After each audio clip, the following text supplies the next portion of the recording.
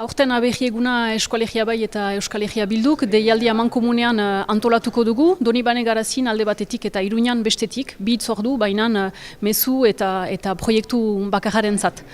Aurtengo abehi eguna kontestu berezian gertatuko da, fasismoaren eta autoritarismoaren igoera bat ikusten dugulako, Frantziak estatuan hau atorra horien kontrako erantzun bortitzean ikusi da, estatuaren izaera autoritarioa agerian gelditu da, eta